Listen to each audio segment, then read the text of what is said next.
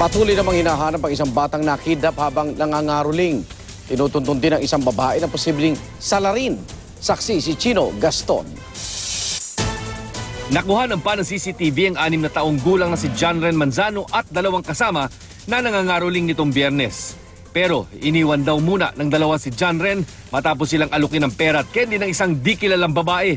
Sabi ng babae, boy, iwan ka muna sa akin dito, silang 2 muna. Tapos yun po, pagbalik na po namin, wala na po si John Ren. Noon na raw dali-dali sinakay ng suspect sa jeep si John Ren na ayon sa ilang saksi ay tila napilitan daw. Kung sino ka man, parang awa mo na. Ibalik mo na yung anak ko. Mahal na mahal namin yan. Nakikiusap ako sa'yo. Dahil hindi naman may kaya ang pamilya Manzano at di pa rin sila kinokontak ng suspect, isinasantabi sa ngayon ng pulisya ang anggulong kidnap for ransom. Blanco pa rin ang motibo sa pagdukot pero person of interest na raw ang isang babae na may litrato sa social media habang nakaposas na positibong kinilala ng mga bata na siyang dumukot.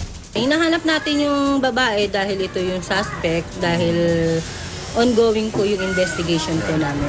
Mapakaroling man o ibang aktibidad, payo ng mga pulis sa mga magulang, huwag na huwag papayagan ang mga batang gumala na walang kasamang mas matanda. Ako si Chino Gaston, ang inyong saksi.